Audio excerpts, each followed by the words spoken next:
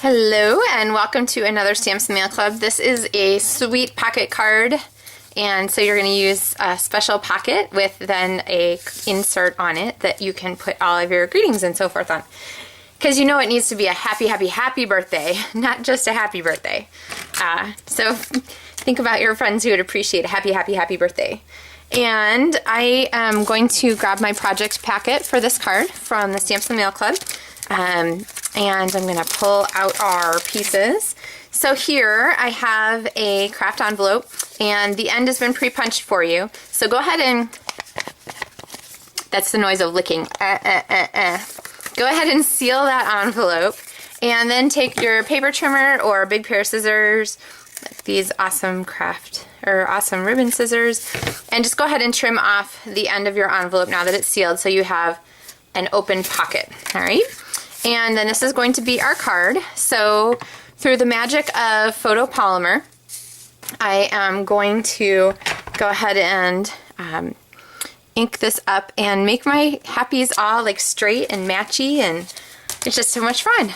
I love that the stamps are totally clear. So if you haven't tried photopolymer yet, I highly recommend it. They're super duper sticky, so they will not fall off your blocks.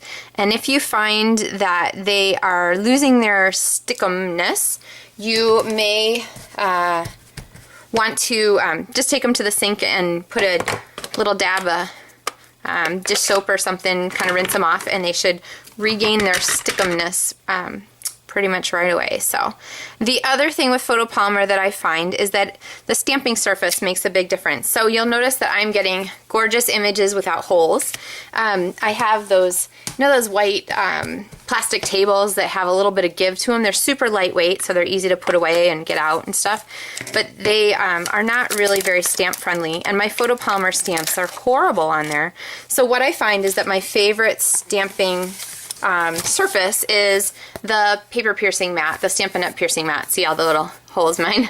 And then I just put a piece of paper over it to protect it. But if you're finding you're not getting a great image from your photopolymer stamps, then I would just grab your piercing mat, or maybe even grab like a magazine and put it underneath your stamping surface. This mat here has just a little bit of give too, so it seems to work really nicely. So just remember that in case you're not super excited with the image you're getting, because I love these, especially with the new Stampin' Up, well, they're not new anymore, but the new Stampin' Up ink pads, the firm foam pads that are so juicy and yummy to use. Alright, so I'm going to go ahead and stick this here on our tag, and always smush on the back side. So we have this, and I'm going to grab a hole punch and punch a little hole here at the top of my card, and you could use your piercing tool if you didn't have a hole punch handy. And then I'm going to take a corner of this Tangelo Twist satin ribbon. I love this satin ribbon. It comes in all of the in colors, and it does actually have two different sides to it. I don't know if you can see very well in the video. This is sort of the satiny side, and that's sort of the back side. But then I'm going to take a piece of the gold baker's twine and just tie a knot around the top. Mixing your ribbon types has been a trend for quite some time now, so it's a great way to just add kind of that little extra something. You know, when you look at a card and you think, oh, it's not quite there yet, try adding a second ribbon component to kind of mix up your medias a little bit. Okay, so there's our tag. Here is our pocket for the tag. And I'm going to turn mine over on this side so it's the pretty side. I did my sample on this side, but hello, why not use the pretty side? Alright, so if you want to, you can grab the chevrons from your Work of Art stamp set, which is my favorite stamp set from the catalog. So that was last month's Stamps in the Mail Club. Let me know if you're interested in kits from that one. But chevrons here, and or you can leave them blank. And then the pieces for your cupcake are in your fourth Stamps in the Mail Club selection here. So I'm going to pull these out and kind of set them here. These are pre-punched with a cupcake punch from the Stampin' Up catalog. Cupcake Builder Punch is what that one's called. And it is super fun. So it makes all these tiny little pieces, and I'm going to set this aside. I'm going to do a little punch art here. And if you're into punch art, you have probably all kinds of cool creative ideas. If you're just getting started with punch art, hello, this punch does all of it for you. You don't have to figure out what matches or what doesn't match. See how this works? So when you punch a big piece of paper, you get all the pieces. If you just want like just the cupcake topper, you could put a strip in and punch just the cupcake topper, but you'll have lots of extra pieces from the Stamps in the Mail Club. So I'm gonna grab my base here. My favorite adhesive for the punch art is the multi-purpose liquid adhesive, and so I'm just gonna put a little dot on there because with this stuff, a little bit goes a long way.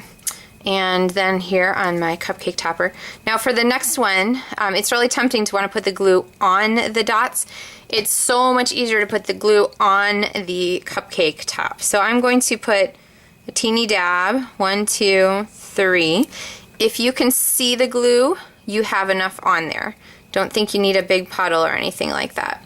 So I'm going to set that guy down, and this one over here. And hello, don't stick to my finger. There we go. Tweezers, also highly recommended for this, but yeah, we'll do our best. All right, and then we need a candle. I think I'm going to do the little green one here and stick this down. I know, do you love watching my fingers fumble with pieces? Tweezers, definitely a good thing.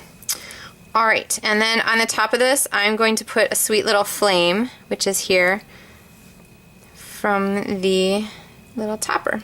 Okay, and if you can't find your flame, you can always cut like a little tiny piece, but hello, it's all ready for you. How sweet is that?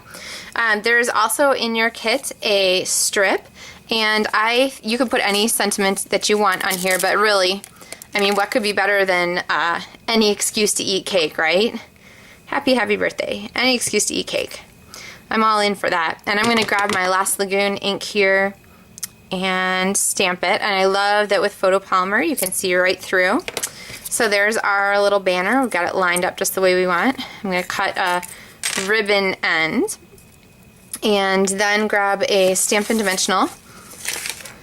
My work surface is a mess, but then again it always is, so don't know why I'm so surprised. Okay, slide that baby across there. Any excuse to eat cake, and then I'm going to attach this here.